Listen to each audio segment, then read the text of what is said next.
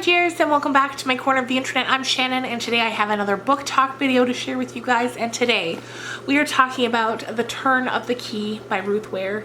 This is going to be the fourth Ruth Ware book review on my channel, and the second in just a couple of weeks. I've had a kind of love-hate relationship with the books of hers that I've read. I've always found her to be a competent storyteller, but some of the endings just I haven't really loved. Like, for example, In a Dark, Dark Wood. Didn't love that one. Then I read Mrs. Westaway. I liked that one. Then I read The Lying Game. I liked that one less than Mrs. Westaway. And now I've read this one, and this is probably my favorite of the four. I had a moment where I was like, nope, nope. And I was ready to be disappointed, and then it turned around and I wasn't. So that's always fun when that happens. So let's just get on into this. This video is going up a day late because yesterday was my birthday and I didn't get around to getting it ready in time. I'm 38 now. I don't know how that happened, but here we are. So let's get on into the book review. The book starts off with a series of letters being written from the girl who turns out to be our main character, Rowan, to a possible lawyer. The letter starts off to a few false starts where she doesn't quite know what to say, but then she finds her footing, and the rest of the book is a letter to this lawyer. Basically, we learn right off the bat that she's in prison. She's in prison because she has been accused of, and I guess also found guilty of, because she's in prison. I'm thinking now she's writing to this new lawyer to get maybe an appeal, but anyway, she's in there because she's a nanny, and one of the children that she had been caring for ended up dying, and she was charged with the murder. She's writing to this man kind of as a last resort. The letters are all dated 2017. She's writing to him to try to get her to truly understand her side of the story, because she feels that even though she'd had a lawyer before and she'd spoken to the police, she felt like she just didn't have the opportunity to fully tell her side of the story, because I'm sure, you know, there's a lot of shock involved, and you're just kind of, she just felt she wasn't able to truly get her side of the story out. She wanted to be able to do it now via a letter where she can just get everything out from the beginning of the story to the end and see if this man can help her. So as she gets back into the throwback of what happened, we learn that, you know, she's a young woman in her 20s, I would assume. She lived in an apartment with her friend Rachel. They both worked at the same sort of daycare called Little Nippers, but at this point Rachel was gone off to travel around the world. And so even though Rowan liked the job she had, she didn't love it. She didn't love the people she worked for. And so she had been looking for a new job, and she found one. And it was a live-in nanny position in Scotland. So the book takes place mostly in Scotland, but Rowan, at the beginning, she lives in London. So she finds this job in Scotland. They're paying an outrageous amount of money for this live-in nanny, and she's kind of like, I've got to go and see what this is all about. Why are they paying so much? So she goes up for an interview after she's applied, and you know, she has to take a train and this, that, and the other thing, and by the time she gets there, it's a very isolated home, and you know, there's someone waiting at the train station to take her, and then it's a long drive kind of out into the middle of nowhere to this house, and it's this huge, like, Victorian looking mansion. And so she goes in, but the weird thing about inside the house is it's very modern, because the two parents of the house, Sandra and Bill Ellencourt, they're, you know, they have a very high paying job, and Bill's really into electronics. So literally everything inside this house is controlled by an app called the Happy app.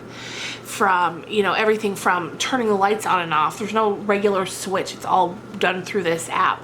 The security, the doorbell, answering the door, the fridge, even like the shopping list, you just say it to the app, and you say it to the fridge, and it adds it. And it's also like a smart fridge, and when it can sense that you're getting low on things, it adds it to the list itself. And it's just a really high-tech house, which of course, you know, that creeps you out a little bit, because like if something went wrong, if the app went weird or the power went out, right? Like everything would be down. I would hate that. So anyway, she interviews for the job. Bill, the dad, he's not home. He's away on business.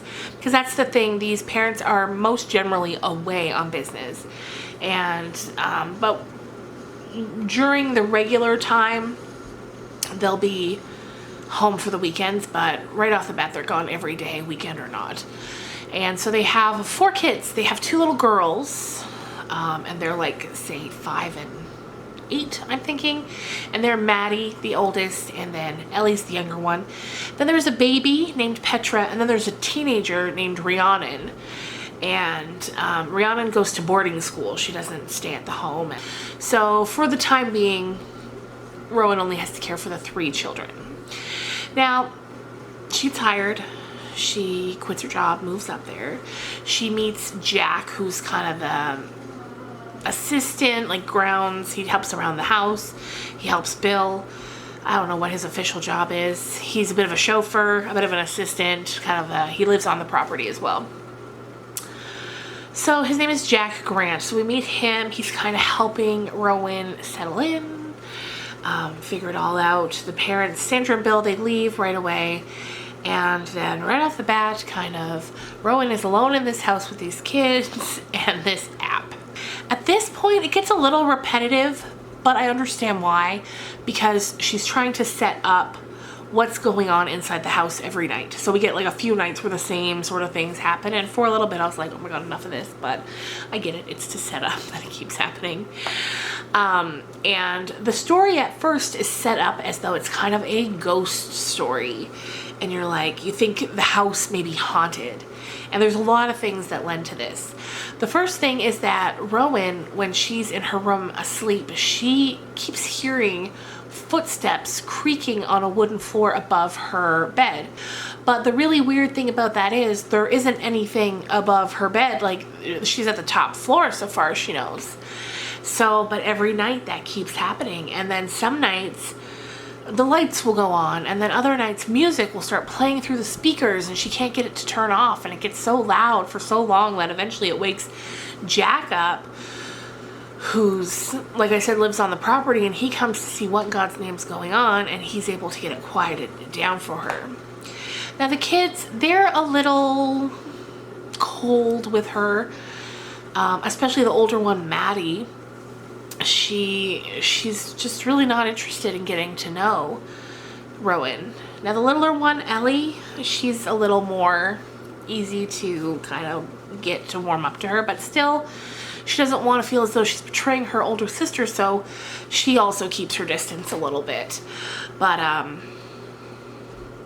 yeah, as time goes on, we just see them wrestle with their feelings towards Rowan more and more. But we also learn that this is like the 4th nanny in as many months. They can't keep a nanny here. And so as the weird things start happening at night, we start to think, okay, this must be why, because they're getting freaked out, not being able to sleep and then leaving. Then eventually one day, Rowan, really trying to kind of get the girls to like her, she gets them to take her on a tour of the property, because there's a lot of land, and they find a garden. But the weird thing about the garden is that it's locked. However, Ellie's like, you know what, I got this, and she's able to reach her hand around and flick the lock up, and in they go. They're looking around at all the plants in there. It's very beautiful, very well kept, but Rowan thinks it's a little weird that it's locked up like that. Anyway, later that night, Sandra calls to check on the girls, and I guess Maddie tells her that they went in the garden, and then Sandra wants to talk to Maddie immediately, or wants to talk to Rowan immediately, and she is livid that they went to this garden. And she's like, didn't you read the handbook that I left you with instructions? And Rowan's kind of like, well, yeah, I did, but it was 250 pages. I might have missed something. And Sandra's like, well, I said you can never go in that garden. It's poison plants. That's why it's locked up. It's all poison. And Rowan's a little taken aback. First, that she's being yelled at for something she didn't know. Second of all, why is there a garden full of poison on your property? That's really weird. And then she comes to learn that the house used to belong to a man named Dr. Grant. His name was like Kirkwick Grant. And he was like a scientist, and he grew these plants for science, and I guess poison gardens was a thing back in the day in Europe, and at this point the one that Rowan's staying at, that's even kind of a like national historic site, and so they can't just take it down. There's all kinds of weird stuff around it, so they just fenced it in. So anyway, this Kirkwick Grant, eventually what happened was he had a daughter who lived in the house with him, and she accidentally, perhaps accidentally, depends on who you ask. Some people think he did it on purpose, some people think it was accidental, but she ingested some of the poison from the garden and died. And then eventually he went on to pass away in the house as well. So Rowan's kind of thinking, well, maybe that's it. Maybe the house is haunted by these two people who died in the house. And there's just all kinds of weird things happening. So at this point, also another thing that kind of perked my ears up when I was reading, or perked my eyes up, I don't know how you'd word it when you're reading, but was the doctor's name was Grant, his last name was Grant, and Jack's last name is Grant. So we start to think like, oh, maybe it was Jack who's got something to do with all this weirdness, you know, who's like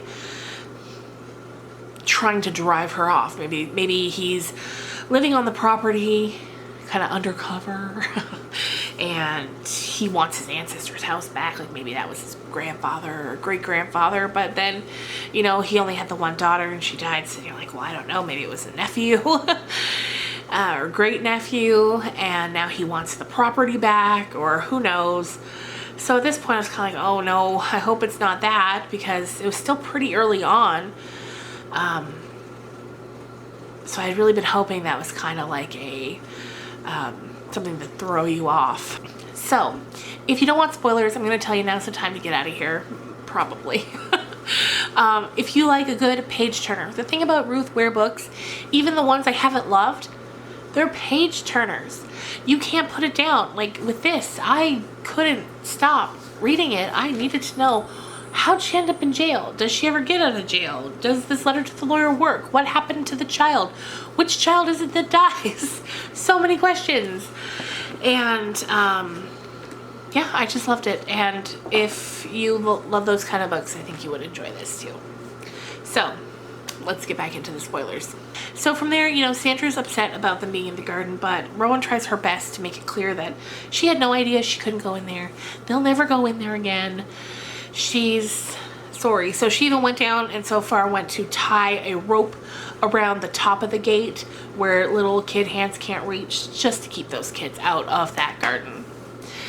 So from there, just more creepy things keep happening. And one thing I forgot to mention was when she went up to interview, as she was leaving, Maddie came running up to her right before she left, when she was out of earshot of the rest of her family. And she said to Rowan, as she was giving her a hug, she said, please don't come back here. It's not safe. The ghosts won't like it. Things like that. Just all kinds of cryptic stuff. That if a kid said that to me, I'd be like, I hear you. Goodbye. I would never go back. But anyway, sometimes you need the money, I guess. So we're going to speed things up a bit here because I feel like this video is already getting long. More creepy things keep happening. Eventually, Rhiannon comes home. And she's just right off the bat just acting awful towards Rowan. And on her first day there, well, the first time she meets Rowan, she's talking. Rhiannon's kind of like, who are you? And she's like, I'm the new nanny, Rowan. And Rhiannon's looking at her weird, and she's like, oh, you look different than I thought you would. Which is a weird thing to say, you know. But that night, Rhiannon goes out with her friends. And she comes home hungover, and it's a bad vibe. And so Rowan says to her, I'm gonna have to tell your mom. And then Rhiannon's like, well, if you tell my mom, I have 2 words for you. Rachel, and then like Gertberger, another last name. And just from the first name, we know that Rachel was Rowan's roommate. And so you're like, what the hell does this kid know about Rachel? And then we get the info, after Rhiannon leaves, we get the info from Rowan herself that her name actually isn't Rowan. Her name is Rachel. Rowan was her roommate, not the other way around. and Rowan's now traveling the world. But when Rachel, or Rowan, we're just going to keep calling her Rowan just for continuity's sake because it could be very confusing. So when who we know as Rowan applied, she took her roommate's credentials and her resume and her name and sent it off to Sandra and Bill because she thought she would have a better chance of getting the job. Even though their credentials are similar, the real Rowan, her credentials were just a bit better, just a bit more impressive, because for whatever reason, our Rowan really, really, really wanted this job, and we're gonna find out real soon why. Anyway, so the next night comes. Rhiannon goes out again with this older boyfriend. She's lying about where she's going. Rowan knows she is. So she goes. Rowan's trying to decide, like, should I email Sandra? Should I just kind of rat myself out, explain to her what happened, why I did it? Maybe she'd have pity on me, and the worst thing that would happen is I'd lose my job. So eventually there's just all kinds of more chaos, because at this point too, one day Rowan had Jack come in because she needed to see if there was something behind her closet, if there was something that led up. Like, she needed to know what was making the noise. She needed to know what could possibly be making this noise that was keeping her awake every night. She was sleeping so little. She was starting to lose it because she was sleeping so little. And so the closet door in her room was locked. So she had Jack come over. He kind of wrestled it open. Then it was just a closet. But then he's like, wait, he could tell that there was a draft coming under the wall. So he's like, I think this is just a piece of plaster put up there to block whatever's on the other side off. So he yanks it off, and sure enough, there's a set of stairs. So they go up there. There's nothing really up there except a lot of really creepy kids' handwriting on the wall saying things like, I hate you, go away, you don't belong here, things like that. So that was a few days ago. So now she's having more problems because just every night there's problems. And then Jack knocks on the door, and he comes in, and she had cut herself on this really creepy doll's head that she found in the living room at one point. And so he helps her clean it up. And then he says, you know, we need some antiseptic. There's none here. Come back to my place. Well, she goes back. They end up getting together. And then once they're done, he falls asleep. She gets up to leave, and as she's leaving, she turns and looks back over her shoulder because she wants to look at him one more time because, you know, why not? And she sees the rope that she had tied around the gate to keep the kids out. The exact piece. And she's like, what in the heck? And then laying on the counter is a flower, and it's a flower. She whips out her phone just to double check, but it's a flower from the poison garden. And she's like, why? What is he doing here? And so she does as much digging as she can to figure out, who is this guy?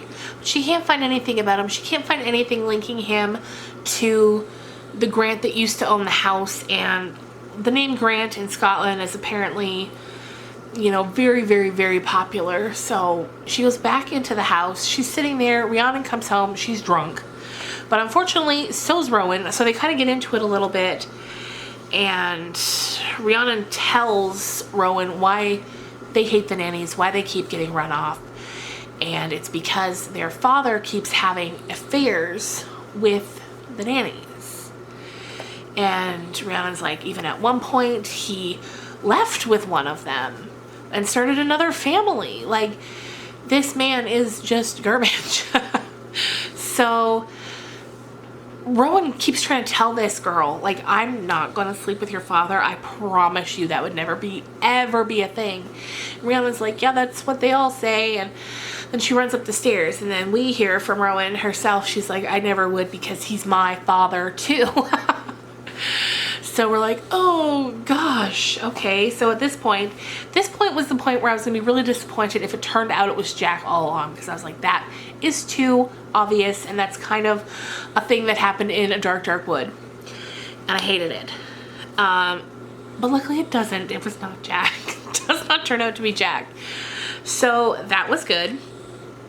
So now we know that Bill Ellencourt is her father, and she says to us, she said, I wish, or to the letter, to the lawyer, she says, I wish I had told Rhiannon that night that he was my father, but I didn't.